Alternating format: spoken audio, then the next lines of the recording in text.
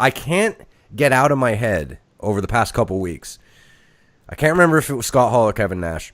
One of them did an interview and said that they actually wanted to do, as part of the angle, they wanted to rename, like they wanted their own show. Like it was going to be called NWO. They were going to take over Thunder or whatever.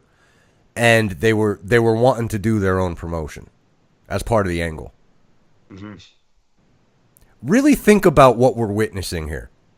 They're doing it in real life. They came together in an angle as a faction, and they got it over to a point where they left, and they're making it into a promotion with money behind it. Billions of dollars behind it.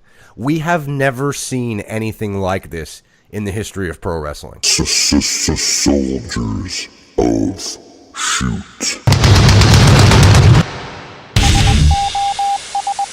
10 hut! All right, you puke, you scum, you maggots, at attention! Soldiers of Shoot. We are here to talk some AEW post Double or Nothing rally. As you just heard, General Stames. You hear the Electric City Saint laughing in the background, and I am Hollywood Edwards. We're here to talk about the AEW Double or Nothing rally tonight. General Stames, initial thoughts about the big rally. Bro, I guess we got what we were wishing for. I'm happy about that, and we'll get into that. But some interesting happenings there in the very chilly, it would appear. Oh, come on. Las Vegas, Nevada. Listen, Las Vegas people. They're everybody. I know it's cold. The next guy comes out. I know it's chilly. Well, I actually looked up the temperature. It was 45 degrees. Oh, come on. You're kidding me. Yeah. 45 degrees in Vegas tonight, and they're all complaining it's chilly. Bro, they wouldn't last 5 minutes out this way in the winter. No. No way. What, are they all from Florida? Oh, wait, they are all from Florida. Actually, they are. Yeah, I thought they did some things we expected, some things we did not. And I would say, actually, compared to the last rally they did, I think it was a better presentation. The back and forth between the hosts and the guests. The sound, it sounded like they had multiple mics instead of just the podium. You can hear the crowd on this one, whereas you couldn't on the other one. And they actually had some, production stuff going on with the logos, and it just seemed like a better package tonight. But let me bring in Electric City Saint. Saint, what are your overall thoughts? Oh, bro, what a great show tonight. I was highly surprised with this, honestly. Not only with the people they signed, of course, but of course, like you just said as well, the production was top-notch. This felt very professional. It came off very professional. It almost seemed like it was, it almost reminded me a lot of WCW, like a lot of the stuff they do in the past like this. I mean, the production levels were off the charts with this. It really did, it really felt professional, and I really felt like the energy that the crowd had there. It was like the perfect mixture of like a political rally, a rock concert, and of course a wrestling show. It was really, really well done. That's an interesting way to put it, actually. I like that. Yeah, it did give that vibe. It's pretty cool. Where do we start? Well, Cody Rhodes comes out and he announces the affiliation with AAA Wrestling. Oof. Well, we're missing something. Yeah, here, we're missing something here. Go ahead, Saint. Before this thing actually started, I'm not sure if you guys noticed this, they had MJF come out, and he cut an amazing promo, bro. The crowd was into this really good. He plays the perfect heel, bro. It came off really good. It was really hilarious. He was basically saying he's better than everybody in that whole entire whole entire area there. And it's just funny because he just really comes off as this perfect cocky heel that really, I think he really believes in it too, that he really is that much better than everybody. It was so good. Sorry to cut you off there, General, but I think it started with someone that you should know. With the name Exolicious. What, you mean Sonny Kiss? Sonny Kiss, bro. Yeah, I kind of skipped right over that. Okay, well, here's... Okay. I wanted to bring that up because I sent you a text that I said, what did I say? LU is dead? Yeah, officially dead. Okay, I just wanted to mention Sonny before you go ahead and announce the AAA because now Lucha Underground might be dead, dude. Well, and with the lawsuit, there's a bunch of people in a class action lawsuit, a bunch of the wrestlers that are suing Lucha Underground now. So with this affiliation and that lawsuit, boy, it seems like their backs are to the wall, to say the very least. Yeah, and dude, you got Texano there, you got King Cuerno. Like, all those guys are still there, right, in AAA or no? Tejano. I say Tex because I'm American. I speak American. That's a joke. Don't everybody get mad. But all those guys are still under AAA contract, right? Yeah, I think most of them are. Yeah. Okay. All right. Interesting. Let's start here for a minute. Let's pause here. Let me get your guys' take on. I mean, we've been talking now for the past week, the three of us, about the roster and what we want to see. This is the second company that they have a partnership, quote unquote, with. Now, of course, we know, and we'll get there, Phoenix and Pentagon have signed. I mean, do we want to be seeing partnerships? Like, is that a good thing? We talked about on a previous show the old territory system and rosters getting boring. Is this a good thing or a bad thing? You're going to have guys coming in, and then you're going to have guys coming out, and then they'll bring in more guys, and then they'll put them out and bring in the other guys. Is this a good thing or a bad thing for them?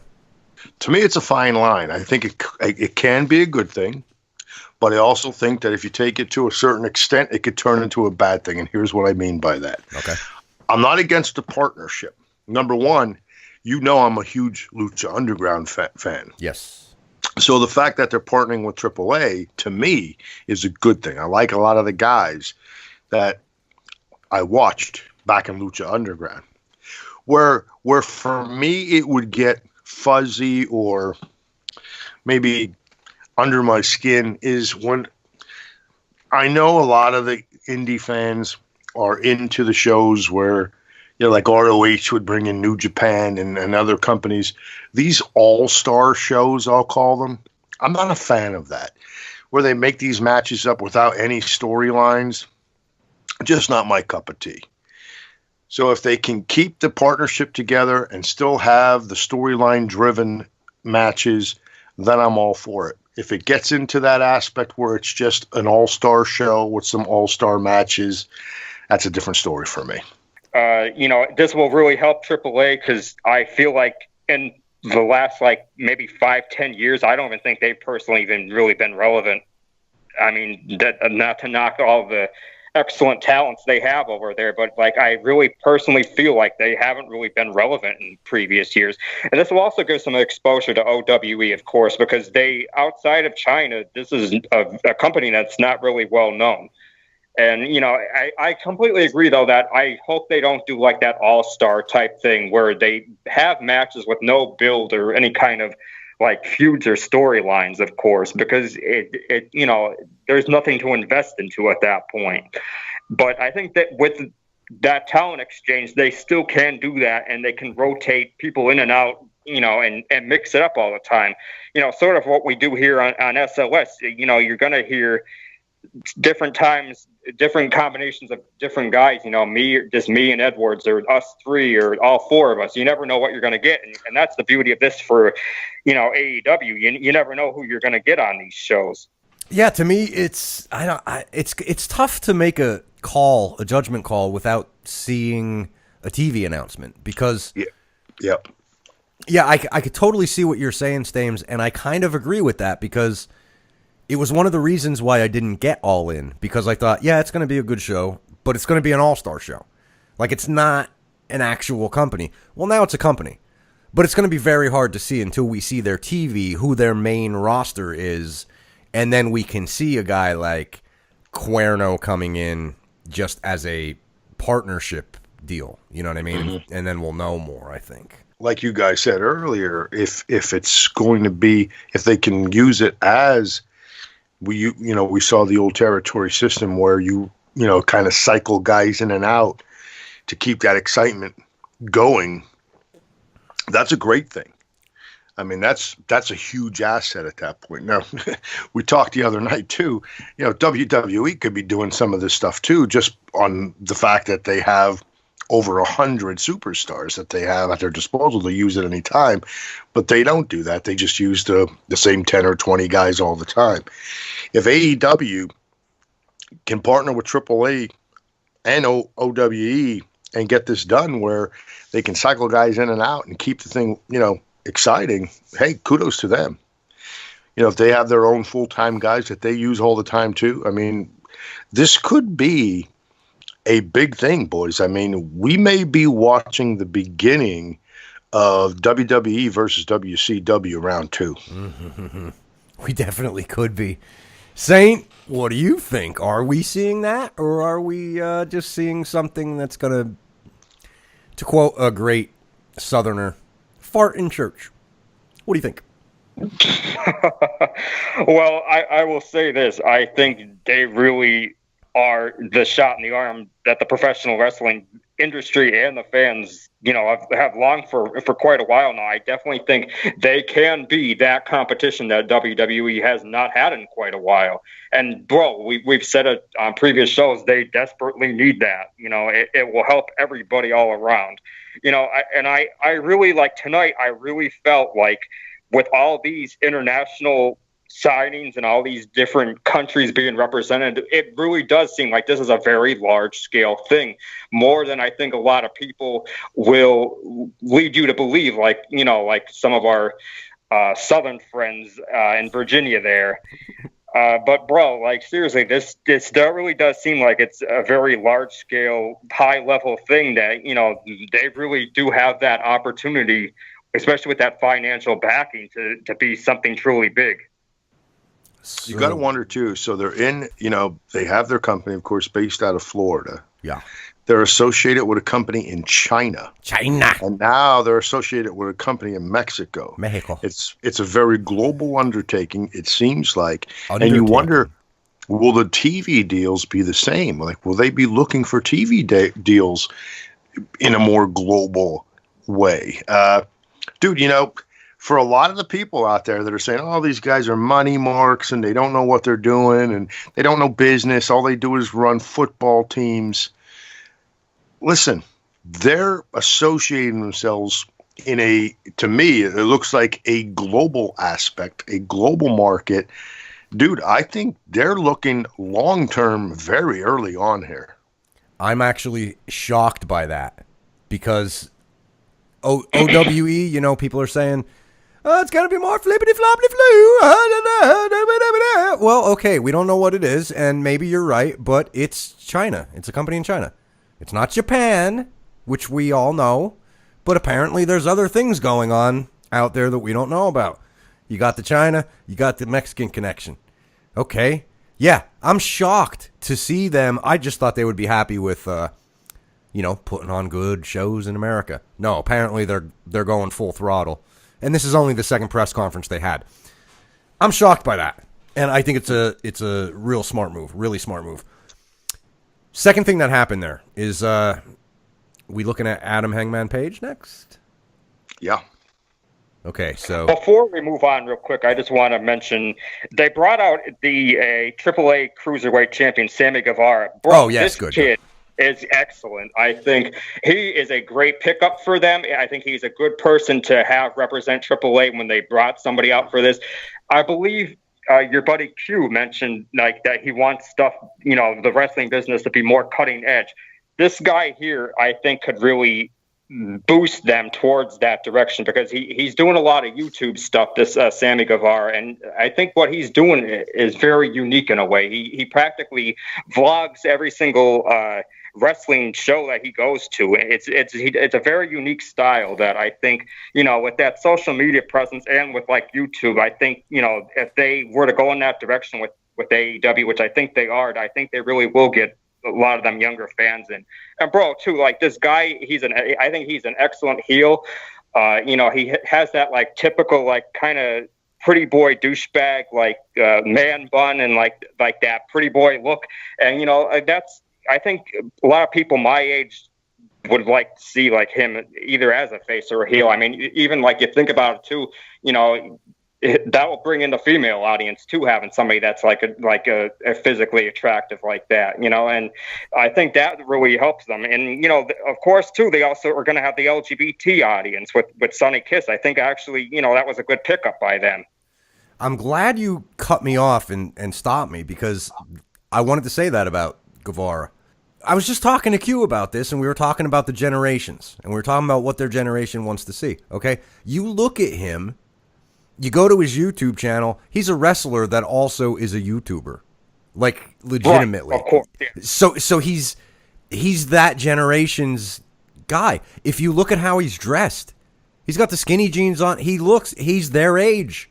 Okay? This is a perfect opportunity to bring in people that can identify with a guy that looks like them. It's a smart move to roll this guy out there. Young, good-looking YouTuber, looks like them, the identification's there. That's a perfect move.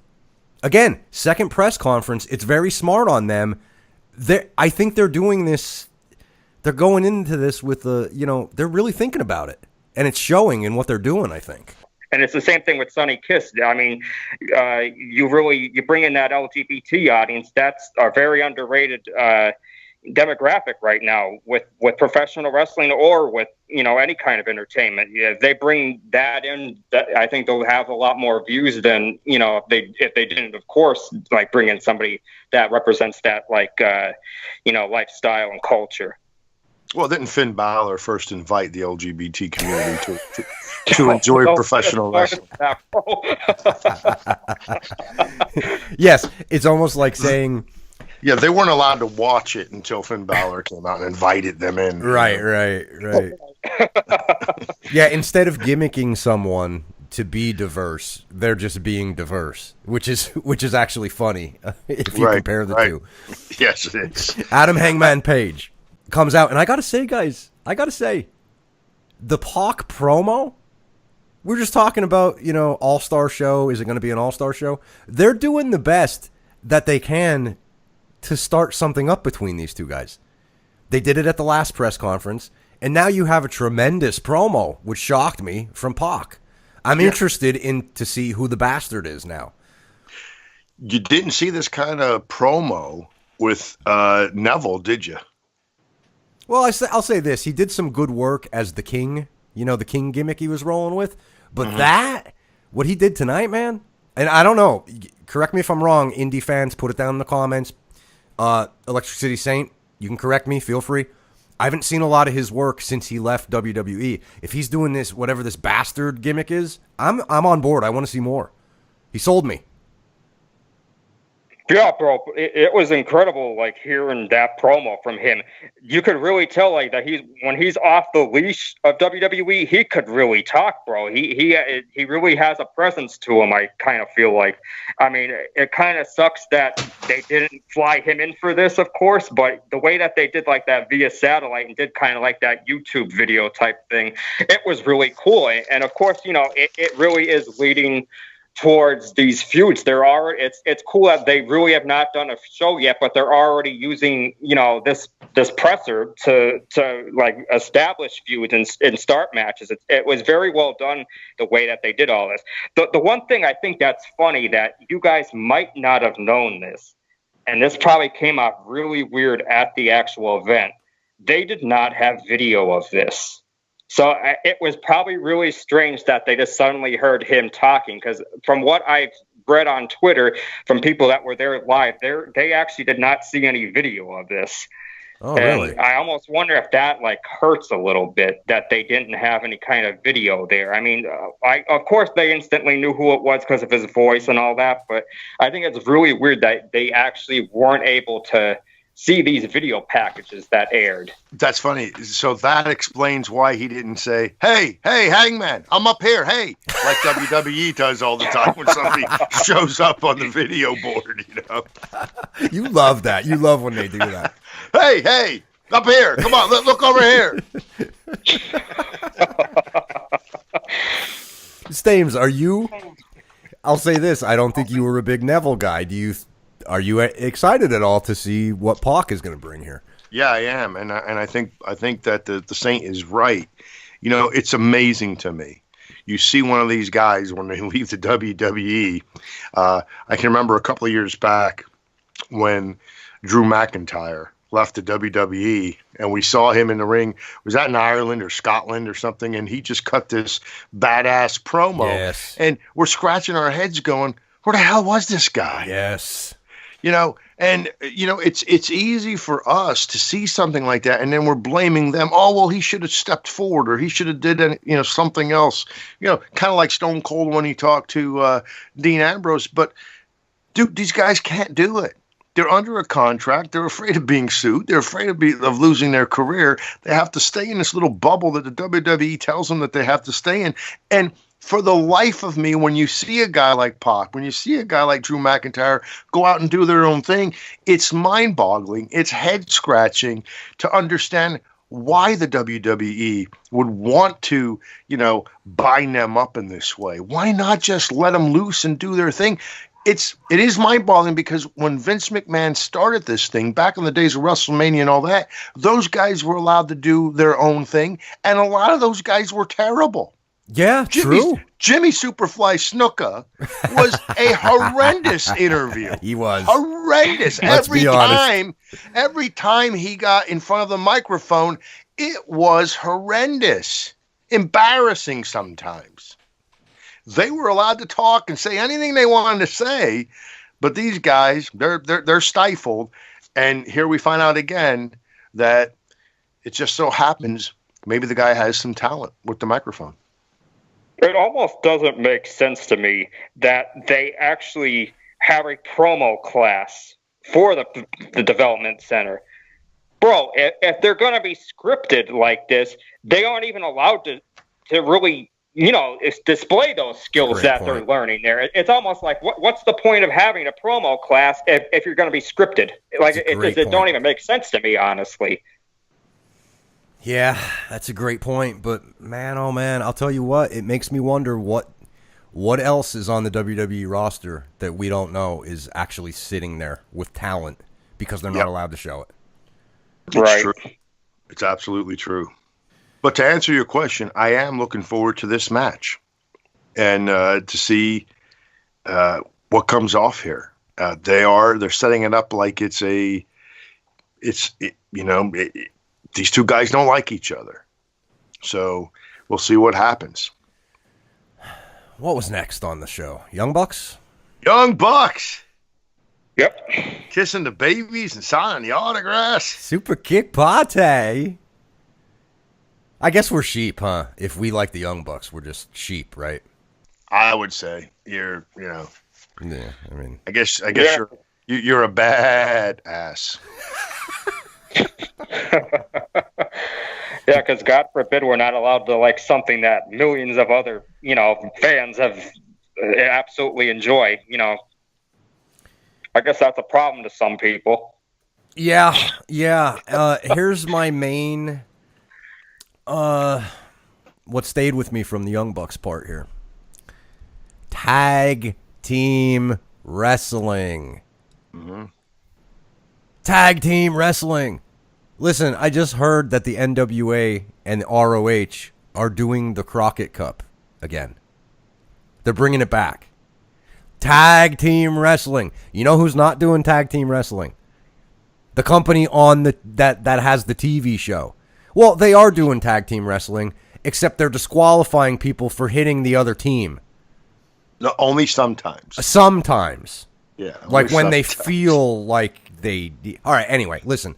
No, they also do tag team wrestling when they open up a show and somebody comes out and then somebody else comes out and then two other, meaningless people come out and they just go, oh, hey, let's make a tag team match.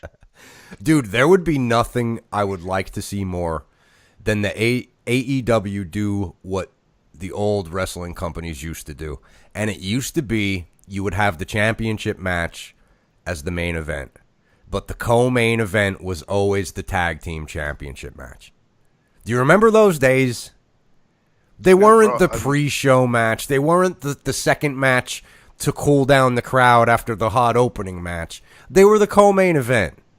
And if it's going to take the Young Bucks to restore some Southern wrestling ideas, people hear my voice, especially if you're in the South and you hate the Young Bucks. Listen to my voice. Bringing back tag team wrestling and putting it in the main event is not a bad thing in 2019. Get over yourself and get behind AEW. I'll tell you what, man, if they can do this and really build tag teams up to where we look at the guys and go, that's a great tag team. I love that tag team. Not say, that Chucky T and Trent Beretta is awesome. No, let's call them by their name, best friends, and let's like the tag team. I would love if we can get back to that. I would just love that. That best friends gimmick is nauseating. Yeah, and dude, yep. When I saw them, it reminded me of what you said about Maria and Bennett being nauseating. Mm-hmm. That's exactly what it was. They were nauseating, and I loved it. Do you remember the days when you were young and watching professional wrestling and you're watching that tag team championship match and you're for that face team and that one partner is getting beat up and he's getting double teamed and you're just waiting for him to make the tag, the hot tag. That's all you want because you know if he could just make that hot tag, it's all over. And just when he gets over there to make the hot tag, the other guy outside of the ring steps in the ring. The referee turns around. He doesn't see the tag. Dude, where is that today? Those theatrics in those matches were unprecedented in that time. I mean, they could captivate you. Dude, the emotions that you used to get, it was it was fantastic. And it's gone. They don't even hold the damn tag rope anymore. It doesn't mean a thing anymore. I know. Tag teams, bring them back, baby. What do you think, Saint?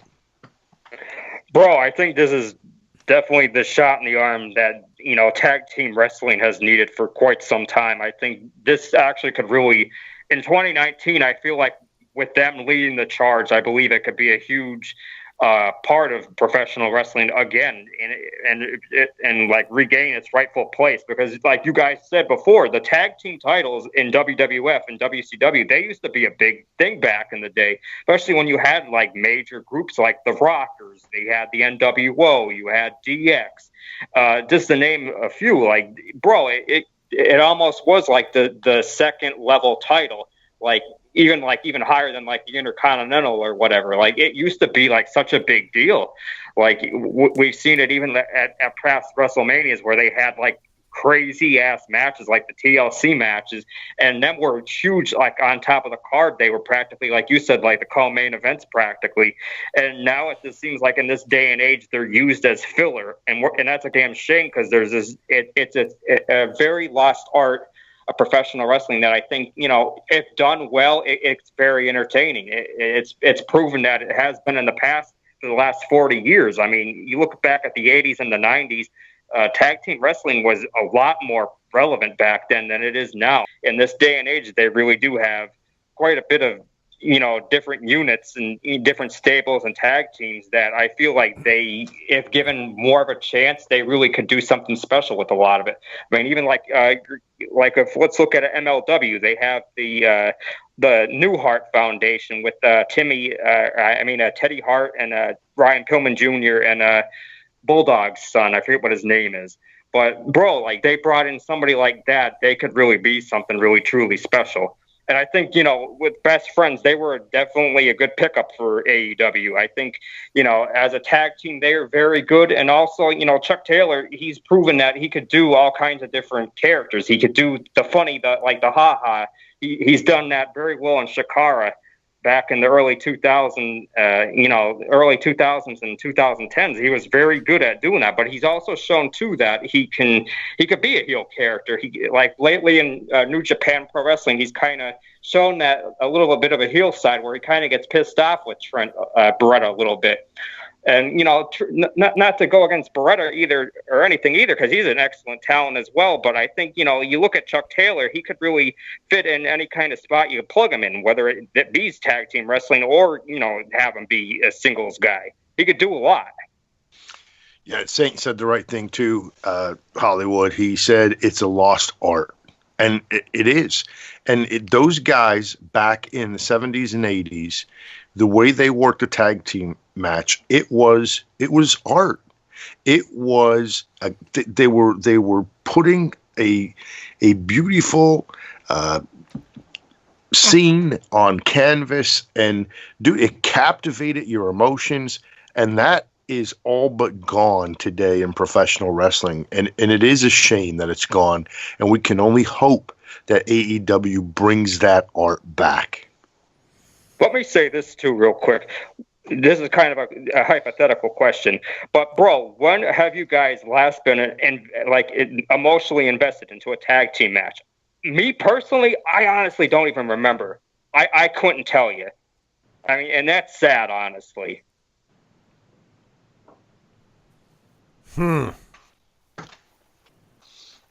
That's a great question. It is a great question, and it's sad that I'm not really saying anything.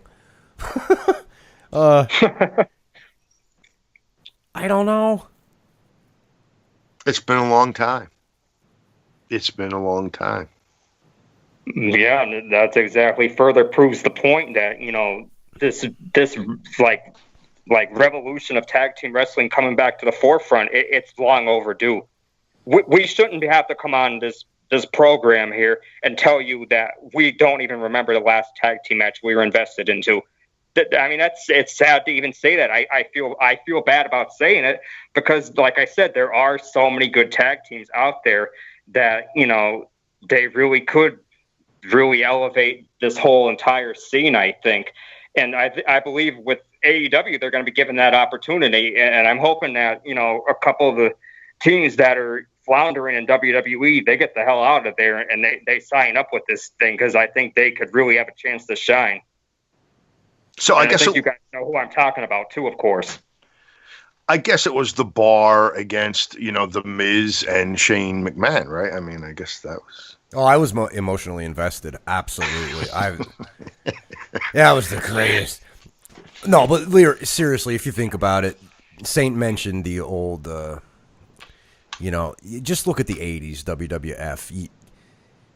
The Hart Foundation, the Bulldogs, Demolition, the Rockers, Strike Force. Okay, they just stop there. Look outside the WWF. Look at Cornette, the Midnight Express, the Rock and Roll Express. There were so many tag teams in the 80s.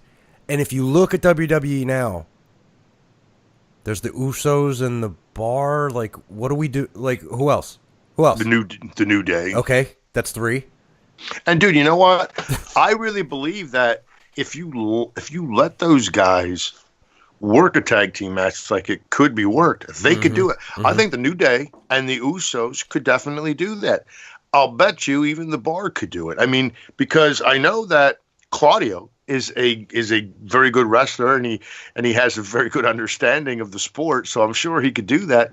I mean, well, if you remember him in his ROH time with yes, Chris Hero, Kings of Wrestling, yes. right? Yeah, Kings of Wrestling. I mean, yeah, that's what we're talking about. Like, man, oh man, if the Bucks can do this, look, we got the Bucks, we got Best Friends now, and we got the Lucha Brothers. Yeah. That's WWE. A pretty damn good start to a tag division. It is. Oh, absolutely. Bro, it's funny, though, that we mentioned that Shane McMahon match. I actually was a little bit invested in that, but not in the right way. Because honestly, I looked at that match, I thought Shane McMahon was going to have a heart attack. Bro, did you see how red his face was during that, bro? What a mess, dude. I honestly thought, he literally was, 2 seconds away from having a stroke or a heart attack. And it's sad, too, because like you said, who else could they put out there? They're only putting him out there because they don't have nobody else to put in that spot. Again, I think they got themselves to blame for that, though. Yes. They do have some talent there. I think that if they let that talent grow and let them go out and perform their craft, they probably could do it. But, you know, when you've been held down for so long and kept in the box, it's probably hard then to get outside of that. Now, when they get outside of WWE, these guys don't seem to have a problem doing that. I mean, bro, you look at the guys like, dude, you take a guy like Derek Bateman and see what he did in TNA, and it's just absolutely incredible. That's the same guy. It's the same guy, dude. And who knows? He'll probably be Derek Bateman again here real shortly. I hate to say it. Well, dude, we'll see. That and it's we're going to get back to AEW, people, so we're not going to go off on a tangent, but it is interesting to see the idea of Derek Bateman leave and become EC3, and then you're rehiring the same guy and not calling him Derek Bateman. You're calling him the name that they created for him outside of your company. Yeah. I mean, that's pretty pathetic. So much for your minor league, your performance center, your development, your third brand, whatever. So anyway, AEW. I say Usos to AEW, and they got 4 solid teams that would entertain me to no end. If they can grab the Usos, man, it's on. So, okay, so during this spot, we had the Lucha Bros come out, and can I just say, Penta, dude, you know, you see Phoenix and you can see his eyes, but Penta blackening his eyes below the mask, it's just so awesome, dude. That what is that? Like that thing that he does, like his eyes are like white. Dude, he's just phenomenal. His whole package and who he is and how his style, man. Oh, I love that dude. Yeah, he really has this like huge presence to him. I think he screams like superstar. And you know, too, like I feel like he's the guy of the group that doesn't quite have the English skills just yet, but if he really dedicates his time towards that, bro, I think, you know, if him being able to speak English and then, you know, with his wrestling talent, with the presence and everything he brings, he could be like a huge star, like if he does go solo. But I think he's a good fit for this tag team division. They kind of have, you know, like you said, like about 3 or 4, you know, solid tag teams to start the division with, and of course don't forget about SCU as well. Yes, yeah, you know, yes, absolutely. I read an article where I don't know if you guys saw, Booker T was commenting on some of the signings of AEW, and boy, he was really down on Frankie Kazarian and Christopher Daniels. Really? I mean, yeah, he pretty much buried those guys. It's just saying. Why? Well, he was making comments about he thinks that AEW should go with younger talent and exciting talent. And dude, it was like he was insinuating that those guys are old and you know, irrelevant. And yeah, we know what we're gonna get. We know who they are. It was very, very negative. Very, very negative. Well, I'll say this in Booker T's defense. Yeah, Christopher Daniels is pretty old. I mean, in the realm of wrestling. But dude, he's the ring general in the ring. Mm-hmm. He's been. We've seen it in ROH. We've seen it in TNA. Yeah, all he does is win titles. I mean, come on, man. And he's going to look. He's probably going to at some point move on. And if AEW is very successful, he'll probably be one of those guys that helps Billy Gunn and in the back and producing and all of that. Yeah, well, the latest edition of Being the Elite, they put on the screen when he was in the whole Hangman Page thing was coming off that because he doesn't have the body to fit to wear ring gear. You know, they did a skit back in the boardroom. But Christopher Daniels, they put up on the screen, head of talent relations. Now, if that's, I mean, I think that's a good spot for him. Mm-hmm. Everybody seems to like him, you know? You only hear good things about Daniels, but... Getting back to what Bobby said a minute ago, though, he's right. I think that Pentagon he's going to be fantastic in this tag team role, but I expect fully that as the company develops, he will be getting into a more individual spot, and I expect him to soar in that company. Dude, that's what's sick about this, because watching Lucha Underground and seeing what he did in that first season with Vampiro, it was the greatest. I'm telling you, man, it was the greatest story that I saw, with the proper payoff, the match, all of it, in, I don't know, easily the last 15 years. It was amazing. The 5 Demandments, bro. The Go 5 out and look for that podcast. The 5 Blading for Truth Demandments were met that day. But the thing is, Phoenix on that show also was a solo, and he stood on his own just fine. Mm-hmm. So that's the thing. Like, they're going to start out with these guys in a tag team to shore up that tag division. I mean, they could keep them there for 2-3 years, whatever they want to do. But, you know, their TV show, they're obviously main eventers on their own. So that's the beauty of this, because, man, I can't imagine who they're going to bring in next to shore up that upper mid-card solo and the main event scene. This roster, I'm telling you guys, this roster might be insane by the time they're done.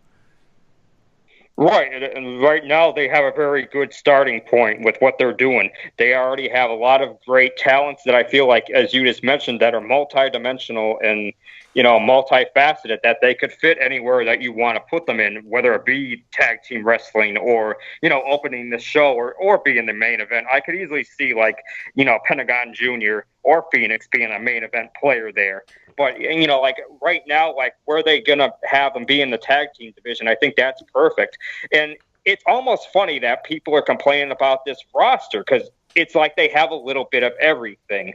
Almost every single major, you know, country is represented with this promotion. They even signed Jimmy Havoc, who is a major player in the UK scene, but he was surprisingly not mentioned or seen during this thing. Yes. And of course they have Interesting. Pac. But then, of course, they have Japan represented, China, Mexico, of course. And, bro, the thing, too, with this is they're really, I think, building towards more long-term than current term. Yes, they have big-name guys that I think are big major players in, you know, the wrestling business the last few years, whether it be, you know, Kenny Omega or Chris Jericho, you know, SCU, or, you know, Cody, but they have these guys that are younger, fresher faces that a lot of us don't know a whole lot about, that they could use to really build their base over the next few years and really, like, establish, like, who their cornerstones are going to be. And they can also establish, you know, new, like, personalities and all kind of different characters and stuff. They could mold these guys however the hell they want, and, you know, they could do, like, so much with a lot of them. And I think it's good that they have a lot of fresher faces in there, because I think, you know, if it's going to be the same old people that we're used to seeing, you're not going to be as interested in it. Like, every day that goes by that they announce new people for this, I get more and more excited for this promotion. I really do want to see this, and I really do hope it succeeds, because I think, you know, wrestling fans have really wanted that alternative for quite a while now. And this is the perfect storm as far as, like, what people want, I think. And, you know, they're going to bring it to you. Stames, what happened next? Women. We had the Brandy Rhodes come out. And dude, I wanted to mention about this Kong. This is the same woman. In 1995, she was brought into the WWF. She was in a elimination match at the pay-per-view Survivor Series in 95. She pinned all 4 members of her opposing team, including the then WWF Women's Champion Alundra Blaze.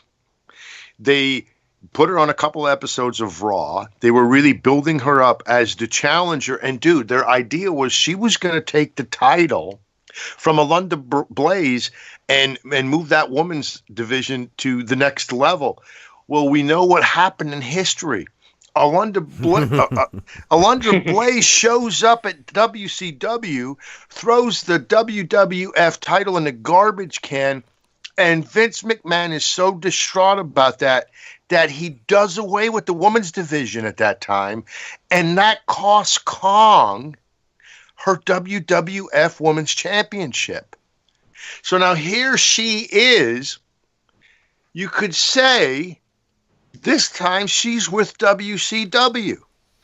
That is interesting. Isn't it funny how things kind of go full circle? Holy cow. How old is she? Do you know that? I can find out very quickly. She is 48 years old. No kidding. Wow. Mm-hmm. Bro, it's very cool that you brought that up and that you remembered that, because I do actually, about a year or so ago, I do remember seeing a match with her and Alundra Blaze on WWF. I think it might have been a SummerSlam. I'm not 100% sure on that, but they had a very good match, and I think, she's a veteran presence that could help a lot of the younger female talent as far as, who they have there. I actually think, the people that they signed here today, as far as the women go, they're very good pickups, I would say. The only thing that I kind of was a little disappointed that we didn't get Tennille Dashwood. I kind of thought for sure that she was going to be part of the women's roster announcement there. But, maybe that's something for later down the line, Yeah, well, and you heard later on, you heard Omega talk about the fact that the legalities that have to go on sometimes for these people to get in and out of contracts and actually do a signing. Sometimes, dude, our litigious system, I mean, it's incredible. I mean, what you have to go through to dot the I's and cross the T's today is unbelievable. Yeah, so, bro, like, speaking of, we mentioned Lucha Underground earlier. Bro, Joey Ryan's got to get the hell out of that contract of his. Speaking of, like big messes with contracts, bro, they're like, I know they're pretty much joking about it, but they practically do act like he practically has like a lifetime contract with them. Bro, he got to do something to get out of that. I mean, and all them guys that they kind of have held down right now, that they kind of that they're having a lawsuit against them. I really hope a lot of them do get out of there, because that's a sinking ship right there. We already mentioned that they're losing guys already. They like to AEW themselves, actually, because like they said, they signed Sonny Kiss, they signed the Lucha Bros. Like, bro, they're not going to have anybody left pretty soon. Yeah, who knows if they're even going to be back for another season? So it might be over for them. I actually think this lawsuit is going to probably force them to either shit or get off the pot. Right. Yeah. Right, of course. I'll say this about the women's division in AEW. I can't really say much. I know Britt Baker, but the 4 that came out tonight, I can't say much. And you know what? I'm okay with that, because that's going to be fresh for me watching their TV show. So Sure. I'm cool. Right, with it. Exactly. Yeah, I'm cool with it too. I don't mind that some of these people are kind of, I don't know them that well, because that there'll be new characters to get invested into. Right. It's one thing to have veterans, and I think they do have veterans, of course, that will help them younger guys. But I think realistically, they are building towards the future. They're thinking long term here with this, and you need fresh guys. You can't just have like all kind of people that everybody knows them. Sure, they would benefit from somebody like a Ryback or, like you said, the Usos. But do they necessarily need them is right. The main question. And I'm not quite sure they do. Well, Kylie Ray, who they introduced tonight, she comes right from the Booker T school of wrestling, his reality of wrestling, and she actually held the championship there 3 times. So, 3 times. 3 times. She'll be a fresh face, for AEW, and it looks like she's gonna kick it off with a feud right off the bat with Nyla Rose, and we'll see what happens there. I didn't hear any, Nyla Rose didn't say anything, but it seemed like she was pissed off about something. I don't know, maybe the catering table wasn't what she thought it should be. I mean, obviously she was very upset about something. She was very upset. What happened? Kylie Rose. Oh, go ahead, Saint. Sorry. Go ahead. Yeah, sorry about that. No, go ahead.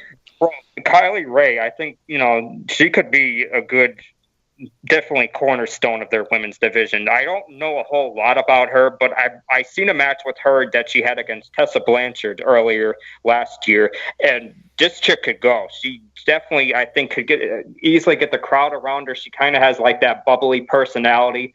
and she could be like kind of like a Bailey for their promotion, and maybe even done better. I personally think. What happened next?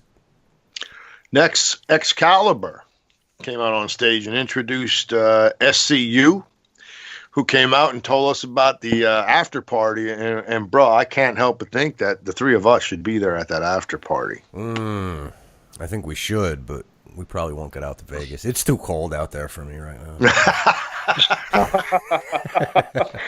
In May, it's probably even colder. Oh, yeah. Yeah, plus, too, we'd have to tap into that SOS budget, and it's looking a little tight. Yeah, it is getting tight, boy. Whew. Well, it seems like we're spending a lot of money on vodka. I don't know what's going on there. We're going to have to start looking into that. So what do we know about the OWE Chinese promotion? Well, we know that they have that affiliation. I guess we'll have to wait and see. I mean, they did have those guys come out. I guess, Bobby, you're familiar with the legend there in China, correct? Oh yeah, you're mentioning Shima, of course. He's been in the business for since about 1997. Like they even put him over. SCU did that. He basically trained a lot of them guys, and bro, he was a very big cornerstone of the Dragon Gate Dragon Gate promotion. Yeah, he was a very big part of the Dragon Gate promotion in previous years, and I believe he's the president of this OWE. I think he has a mind for the business, being in it so long. I think this partnership will really help that promotion, and it'll also help AEW like going forward, because I think they could have something truly special there. Because from what I've read and what they made it sound like, this is the very first promotion of professional wrestling in China. This is like something like brand new practically. That's awesome. Bro, and I wonder, like, how do you, just thinking about that, how do you make that happen? I know. To think, you think about here in America, when you go on the message boards and the comment boards and you hear all this negativity about AEW and how they don't know how much money they're going to lose and they're not expecting what's going to happen. Dude, they're talking to people in China. Yeah. About coming aboard. These people obviously have a business mindset that goes way outside of the box of what people here are thinking. I mean, it's unbelievable. Yeah, it's incredible that they're getting these deals done. Like you said, without even having a TV deal. That's how like I think large scale this thing is. Without them even having a TV deal, they're getting big partnerships, like AAA. I mean, they are, they've been in a big promotion in the professional wrestling business for 27 years now. For them to go out and not even have a TV deal and get a partnership with them is huge. And that fan base is very, very loyal. They are very loyal. They're going to be able to count on that fan base. Saint, you bring up a hell of a point. They have two partnerships, and they don't have a TV deal. I gotta believe that TV deal is right around the corner, and I'm sure they're using that as leverage when they're talking to these companies, these partnerships. I gotta believe that if they're getting in this collaborative stuff, that they are definitely mentioning a upcoming TV deal. It has to be big. It has to be big. I just can't get enough of this. This is fantastic. Did he say the words kung fu? We're going to bring kung fu to America. Is that what he said? Yeah, he actually did. Listen. Well, go ahead. I mean, Vince McMahon has brought karate chops. So, I mean, it's karate chop, yeah. Yeah, but dude, I'll tell you what. If that looks like I'm not going to look at it. I know I could probably pull it up if I wanted to, but I don't want to see it until I see it. I'm kind of getting the impression I don't blame of you, honestly. Yeah, I'm kind of getting the impression that I'm going to see something that looks like a Matrix fight scene. You know what I mean? Like kung fu based pro wrestling. I'll tell you what, man. Kids are gonna eat that up. Stames, you know what my kid is gonna, if he sees like kung fu Matrix wrestling moves? Do you know what he's gonna do with that? His head might explode. He's gonna say, "Oh, Money Mark Khan."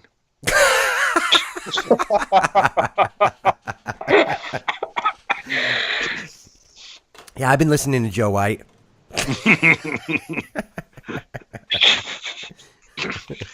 Great. I'm the new Bobby. Oh, great. Oh, great. A great kung fu wrestling Matrix type scene. But you know what's coming next. It's the guy with the super dick. Or the tampon spot. Or the puke spot. Right. The Chinese fit that mold. For those of you that don't know what we're talking about, just ignore us. It's inside stuff. What happened next? Well, next was the big reveal. Oh, okay. So we're at the end here. Yeah, we're at the end, and out comes Kenny Omega. Apparently, he has a position within the company. Mm-hmm. What is he, vice president? Executive vice president. So that makes 4. So what does Jericho then? I don't think he has a position, does he? Okay. I don't currently believe he does. I think he's basically just a full-time performer. Okay. Kenny seemed very smiley. He seemed happy. He did communicate that it was tough, that he just signed his contract. Actually, I believe he said this morning, right? Yes. Yep. So again, talking about our legal departments in America and what we have to go through. So he finally got the deal done. He looked good, guys. He looked good. I liked him in the suit. Mm-hmm. Thought he looked good, but boy, he didn't get to talk very long, and he got interrupted. He did by the Judas. I'll tell you what, dude. It says something huge when the speculation was that he was going to WWE. He was leaving his friends, and he decided not to. Dude, I'm telling you, these four guys, Christmas, New Year's, that's inside. These 4 guys with money behind them, I can't get out of my head over the past couple weeks. I can't remember if it was Scott Hall or Kevin Nash, but one of them did an interview and said that they actually wanted to do, as part of the angle, they wanted to rename, like they wanted their own show. Like it was going to be called NWO. They were going to take over Thunder or whatever. And they were wanting to do their own promotion as part of the angle. Mm-hmm. Really think about what we're witnessing here. They're doing it in real life. They came together in an angle as a faction, and they got it over to a point where they left, and they're making it into a promotion with money behind it. Billions of dollars behind it. We have never seen anything like this in the history of pro wrestling, and we're seeing it. The thing that's great about it is that the creativity is coming from the boys. Yes. Right. Yep. They're the ones that are being given this latitude and this platform to be creative and bring this together on their own. It's fantastic to watch. It's why I'm so excited about this. And it's also why I don't get why there's anybody who's not excited about it. You're finally seeing that a company is allowing their people to go out and be creative. In the words of the saint, the art, the lost art. Mm-hmm. Here it is. It's right in front of them. They're doing it. If you're a wrestling fan, how can you not be excited about this? I don't understand it. Bro, I think it speaks volumes too that somebody that's literally the hottest free agent in the business right now, that he could go and he decides that my happiness, my friendship, and my sanity are more important than being in the WWE. It's incredible that he had that option, that he had offers on the board pretty much with every single promotion, and he decided that, all them things are more important than me than the money. But I mean, that's the cool thing too with this is I'm sure he did get a major a big deal with this without needing to sacrifice his sanity and all that. And, you know, like this guy here, obviously everything's been said about him. We all know how he's pretty much one of the best in the world. He is pretty much, like I said, what I'd like to say is the perfect pickup as far as like tonight, like your number one draft pick. I think he is definitely a guy that, I mean, he says it himself. I think he will lead, you know, the professional wrestling business to a level of change that I think it desperately needs. I think they are going out to really, like he says, change the world. And I think, you know, he is the consummate professional that I think, like we've seen it right at the press conference. I mean, he looks like a total professional. He had like the suit on and everything. He screams a superstar. I mean, he's like to the point that he's practically a rock star. I mean, he's on that level, and it's great that they had him come out and be interrupted by Jericho, because you're already establishing a major feud that I think is going to be a moneymaker right then and there. Let me ask you a question, Hollywood. We just heard the Saints say that, you know, it's great that Kenny Omega could make this decision and not sacrifice his friends and you know, not worry about going to the WWE. But does this decision also say something about the stature of the WWE today? That a big star like this, who you would think, especially in years past, he would only want to do one thing. And that would be wrestle at WrestleMania. I mean, that's the goal, right? Yep. But Kenny Omega is walking away from that. What does that say about what maybe a lot of the boys out there think about the WWE today? Does that mean something for the WWE? I think it does, and we've been talking about this. We mentioned CM Punk on a show. We mentioned Zack Ryder, I believe. One of us did. We mentioned no one's bigger than the company. Rusev recently did Lillian Garcia's podcast, and he said, you know, Rusev Day, it got hot, and then they got rid of Aiden English, and because they're not supposed to get that over. Okay? I think these guys are looking at that WrestleMania moment. I just want to, it's been my dream. I want to wrestle at WrestleMania.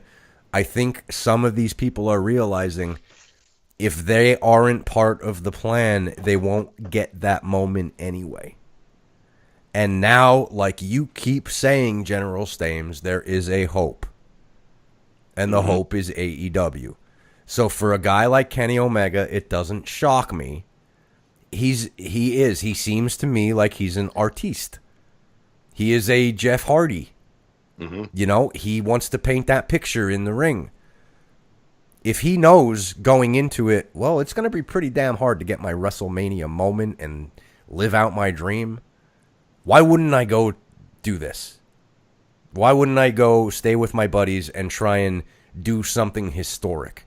Like, to me, I think these four guys are special in that way, where they're looking at it. They all could have gone to WWE. They all had deals on the table. But they're trying to do something special together. And by God, if they succeed, really think about what we're seeing here. These are four guys coming together and trying to do something different and special and do something positive for the business that everybody says they love. If they succeed, man, it will change. It will literally change the future of the business. It's gonna. Oh, I'm sorry. No, go ahead. I mean, I'm flabbergasted. I don't know how else to say it, but there's something very special about what they're doing. You could see it. You could see it in their eyes as they're talking about it. All four of them. It's going to be fantastic in 2 years from now, when we're cruising through YouTube and we see the YouTube shows of those people, those YouTubers from Danville, Virginia, doing an hour and a half on how great AEW's latest pay-per-view was. I mean, that day will come. And when it does, all you naysayers out there, all of you with the negativity, you know, I just don't get it. Why start out with such negativity? Why not see what this is? Like the Hollywood just said, just these guys that are very creative artists that are trying to change the business for the better. Why not get behind them? Give them a push up the mountain. Get them to the peak. Let's get behind them, man. Let's not kick them down. This is what we've been waiting for a long, long, long time. And this is what the boys have been waiting for. The hope of somewhere to go. Look, I'm not going to say that again, and I've said it before. Yes, I see the problems with WWE. I do predict a WW exodus out of that company. I don't want to see the company fail. I want to see them get better. I want to see this make them better. I hope it does that for them. I hope that they're not already set in their ways to the point where they can't grow. We'll see. Hopefully they'll take this and make them better. But we can already see that they have an eye toward this. This deal where they're trying to force their guys into signing 5-year contracts, there's something to this. And this deal that you're hearing all these people now groaning and complaining and not signing their new deals.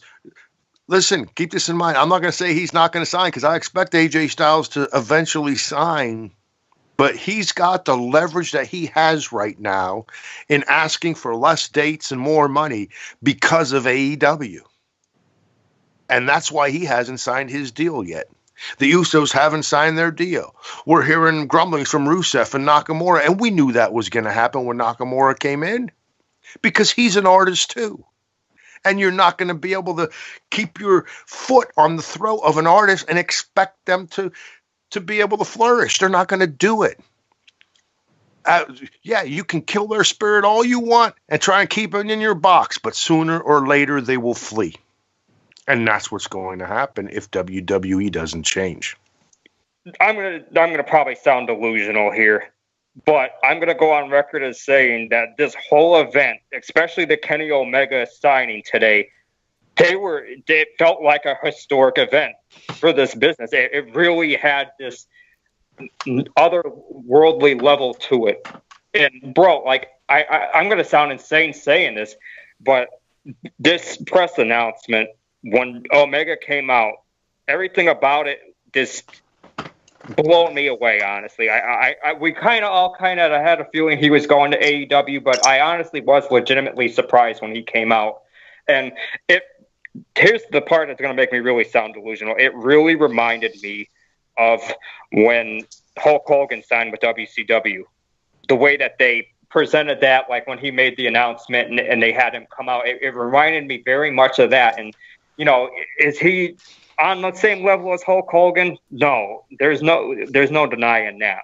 Like as far as star level, but in terms of AEW and in terms of who the free agents are right now, he was the next best thing basically. I mean, he literally was the biggest free agent that was available right now, and for them to get him is incredible.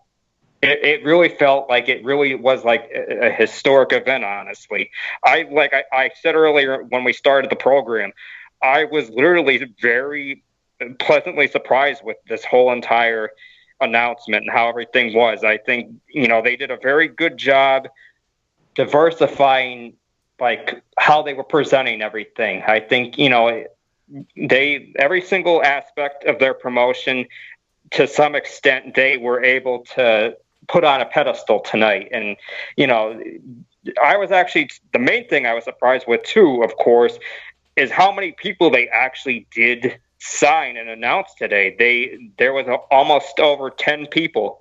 And I was very shocked with that. I thought when we were going into this, I expected it only to be about a half hour. Maybe they'd announce like 1 or 2 new guys. Bro, they really went all out with this. Mm-hmm. No, they went all in. Ah, yeah, I love it. Exactly. There you go. See what I did there? I do see what you did there. That was good. Let me just close this by saying, if you're not on board with these guys, just for me, just do me one favor. Just give it a chance when they actually get a TV deal, because I think you're going to be doing yourself a great disservice by not checking these guys out and giving them the time of day. Because I think, as far as the future of professional wrestling goes, these guys are it, and I think that we could be talking about these guys for many, many years to come. Hey, man, you're preaching to the choir here. That's right. AEW fans, if you made it this far, thank you. Like it, share it, comment, let us know. If you disagree or agree with anything we said, let's get some conversation going. Subscribe to the channel, hit the notification button. And listen, AEW is only the beginning, and we are beginning as well here at Soldiers of Shoot. We would like to be that go-to source for AEW commentary, if you will. We are here, they are here, and this is only the beginning for both. So if you like what you heard, let us know down in the comments. And keep coming back, because I have a feeling once they get started, we are just going to be full bore into this company. So you made it this far, thanks. You can hit us up at Twitter at Soldiers of Shoot. I'm Hollywood Edwards. I'm at Blading for Truth on Twitter. He's the Electric City Saint. Tweet him at Steamtown Stunna. And the general to my left here, General Stames, tweet him at DJ Stames. That's it for Soldiers of Shoot. Dismissed, maggots. Soldiers of Shoot.